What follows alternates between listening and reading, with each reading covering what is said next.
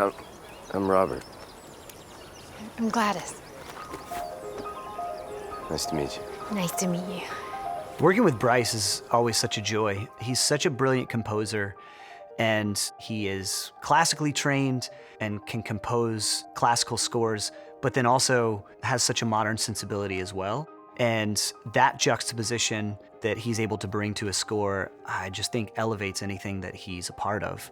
I was a fan of the novella, Train Dreams by Dennis Johnson. I knew the book and had talked to Clint and Greg about the book. I often write a lot of music inspired by literature or by the American landscape. I often say I'm kind of a landscape painter. I'm just painting the same, like I'm painting the sunset or the mountain or the forest. And it's like a constant source of energy for me. And so this film, it's like a very poetic film, the way that it interacts with nature and light. So that it was a gorgeous thing to write music for.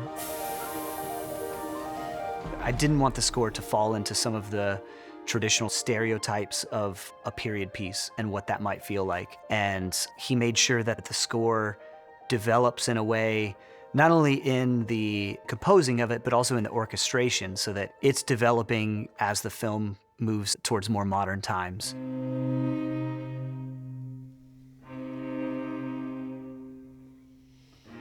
Without it being kind of a period piece, I wanted to kind of get back into the actual instruments themselves and the kind of handmade feeling of the music and even the recording, to do it on old analog recording gear, especially in terms of the cinematography with Adolfo Veloso's work with Clint, and just the vastness of this landscape where it's shot in the Pacific Northwest was really important in terms of finding the intimacy of the score, but then also the kind of grandness of the film and the cinematic experience of it.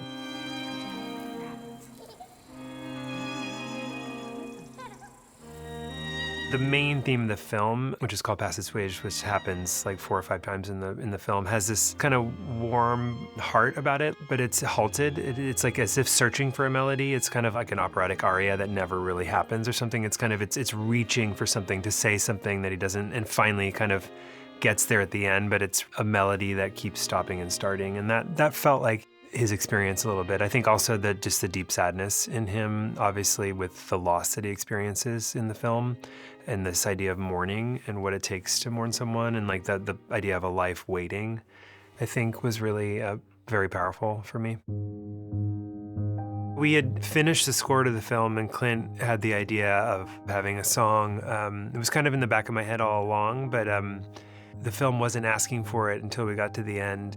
We talked a lot about who could sing that song, and Clint's dream was Nick Cave, who I'm a huge fan of. Train Dreams happened to be my favorite American book. Joel sent me the film, and I watched it that night, and, I was deeply affected by the film. I had these terrible dreams that were influenced by the strange things that went on in the film. I've seen a grizzly big as a house walk across an open plain. I wrote the words down and I really liked them, but at the same time, the words had broken the single rule about a song at the end of a film is you do not describe the film in the song. And these lyrics just did exactly that. They go through a series of images that were part from the book, part from the film, and part from this weird fever dream that I'd had.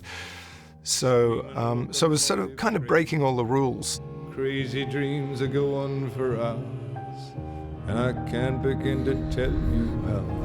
I kind of had a melody for this song that I'd written, and it just struck me that I could probably just sing the song over Bryce's score. And I kind of suddenly got quite excited about that, and I rang Bryce up. Is that okay with you if I just kind of sing this thing? And he was very happy with that. I think very relieved in a way that I wasn't just going to go and nail a song onto the end.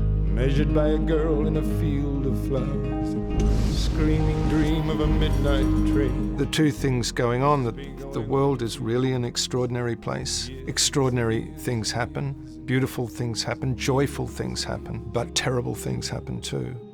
I've lost 2 sons myself, so I know that feeling of order and then a complete rupture. Robert Granier, he does this in a really extraordinary way. For me personally, I really feel that this is just an extraordinarily beautiful song. that was really felt like it had been given to me, and that there was a sort of necessity to it.